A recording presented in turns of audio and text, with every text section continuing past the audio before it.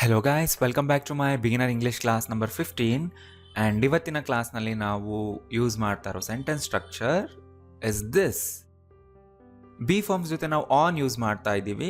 ಯಾವ್ಯಾವ ಜಾಗದಲ್ಲಿ, ಎಂಥ ಜಾಗಗಳ ಜೊತೆ ನಾವು ಆನ್ ಯೂಸ್ ಮಾಡ್ತೀವಿ ನೋಡೋಣ. ಸಿ ಹಿಯರ್, ಆನ್ ಜೊತೆ ಯಾವಾಗಲೂ ಸರ್ಫೇಸಸ್, ಆಬ್ಜೆಕ್ಟ್ಗಳ ಸರ್ಫೇಸಸ್ ಇರುತ್ತೆ. ಸರ್ಫೇಸ್ ಅಂದರೆ ಏನು? ಮೇಲಿನ ಭಾಗ, ಮೇಲ್ಮೈ, ರೈಟ್? ಫಾರ್ ಎಕ್ಸಾಂಪಲ್, ಫ್ಲೋರ್ನ ಮೇಲೆ, ಆನ್ ದ ಫ್ಲೋರ್. ಟೇಬಲ್ನ ಮೇಲೆ, on the table, on the sofa. ಈ ರೀತಿ ಆನ್ ಅಂದರೆ ಮೇಲೆ ಅನ್ನೋ ಮೀನಿಂಗ್ ಕೊಡ್ತಾ ಇದೆ. ಹೇಳಿ ಈಗ ಇದನ್ನ. ಅದು ಟೇಬಲ್ ಮೇಲೆ ಇದೆ. It is on the table. Sentence structure: subject it, be form is, on the table, that is the surface. ಅದು ಟೇಬಲ್ ಮೇಲೆ ಇಲ್ಲ.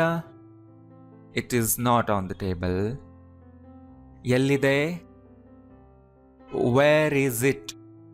ಹೇಳಿದ್ನಲ್ಲ, WH ಕ್ವಶನ್ ಅಲ್ಲಿ ಸಬ್ಜೆಕ್ಟ್ ಲಾಸ್ಟ್ ಅಲ್ಲಿ ಇರುತ್ತೆ. Where is it?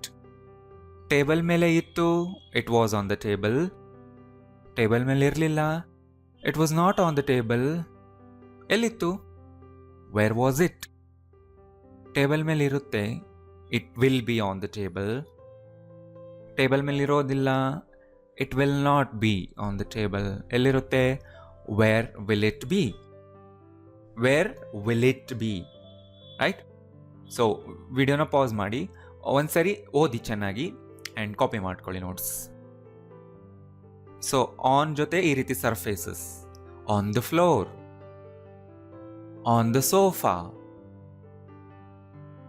on the table, on the wall, on the shelf, on the door,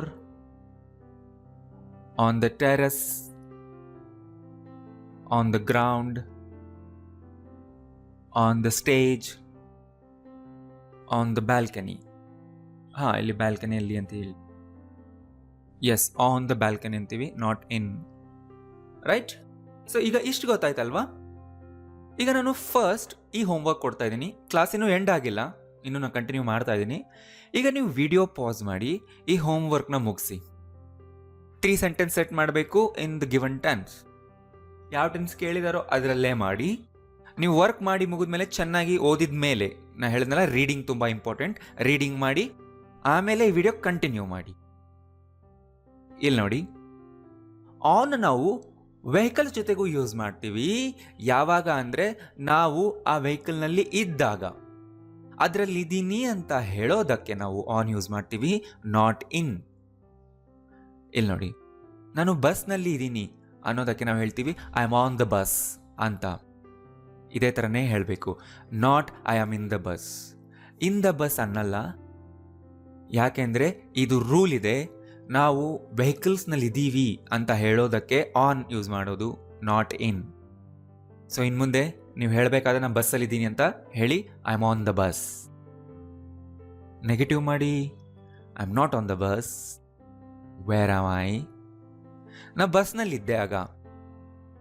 I was on the bus. ಬಸ್ನಲ್ಲಿರಲಿಲ್ಲ. I was not on the bus. ಎಲ್ಲಿದ್ದೆ? Where was I?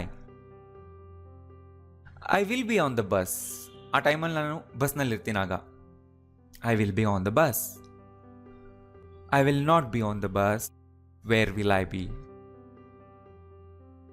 ನಾವು ಆ ವೆಹಿಕಲ್ನಲ್ಲಿ ಇದ್ದೀವಿ ಅಂತ ಹೇಳೋದಕ್ಕೆ ಆನ್ ಯೂಸ್ ಮಾಡಬೇಕು. On the bike, ಬೈಕ್ನಲ್ಲಿ ಅಂದರೆ ನಾನು ಬೈಕ್ ಮೇಲೆ ಇದ್ದೀನಿ ಅಂತ ನೀವು ಹೇಳ್ತಿರಲ್ಲ, on the bike. On the train, ಟ್ರೈನ್ನಲ್ಲಿದ್ದೀವಿ.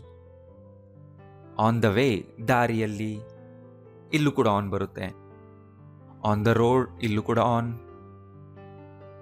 On the ship, on the plane, on the horse, ಇಲ್ಲೂ ಕೂಡ on. On the elephant, on the left, on the right, ಇಲ್ಲೂ ಕೂಡ ಆನ್ ಯೂಸ್ ಆಗುತ್ತೆ. ನೆನ್ಪಿಟ್ಕೊಳ್ಳಿ, ಎಲ್ಲ ಜಾಗದಲ್ಲೂ ಆನ್ ಯೂಸ್ ಮಾಡಬೇಕು, ಇನ್ ಅಲ್ಲ. ಅಲ್ಲಿದ್ದೀವಿ, ಅದರಲ್ಲಿದ್ದೀವಿ ಅಂತ ಹೇಳೋದಕ್ಕೆ. All right? ಆ್ಯಂಡ್ ಈ ಪಾರ್ಟ್ನ ಹೋಮ್ವರ್ಕ್ ಇಲ್ಲಿದೆ. 3 ಸೆಂಟೆನ್ಸ್ನ ಸೆಟ್ ಮಾಡಿ ಕೇಳಿರುವ ಟೆನ್ಸ್ನಲ್ಲಿ. ಮಾಡೋದು ಇಂಪಾರ್ಟೆಂಟ್ ಅಲ್ಲ, ಬರಿತೀರಾ ನೀವು, ಬಟ್ ರೀಡಿಂಗ್ ಮಾಡಿ ಅದನ್ನು. ನಾನು ಹೇಳಿದ್ನಲ್ಲ, ಚೆನ್ನಾಗಿ ಫ್ಲೂಯೆಂಟ್ ಆಗೋವರೆಗೂ, ಆ ಎಲ್ಲ ಸೆಂಟೆನ್ಸ್ ನಿಮ್ಮ ಬಾಯಿ ಫ್ಲೂಯೆಂಟಾಗಿ ಬರೋವರೆಗೂ ರೀಡಿಂಗ್ ಮಾಡಿ. All right, see you in the next class. Thank you.